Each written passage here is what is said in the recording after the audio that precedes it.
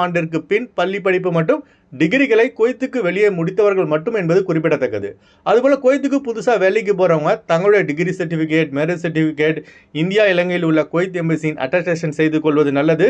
ஏனென்றால் உங்கள் மனைவி குழந்தைகளை ஒருவேளை குவைத்திற்கு அழைப்பதாக இருந்தால் குவைத் எம்பசியின் அட்டஸ்டேஷன் கட்டாயம்.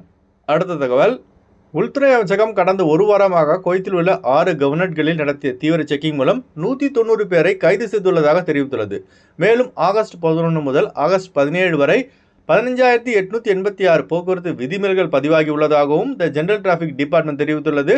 கைது செய்யப்பட்டவர்கள் 9 பேர் பார்த்தீங்கன்னா குற்ற வழக்குகளில் தேடப்பட்டவர்கள், 80 பேர் இக்காமா காலாவதியானவர்கள், 12 பேர் போதைப்பொருள் கடத்தியவர்கள், 80 பேர் இக்காமா இருந்தும் மற்ற கம்பெனிகளில் வேலை செய்தவர்கள் என புள்ளி விவரத்தையும் உள்துறை அமைச்சகம் வெளியிட்டுள்ளது.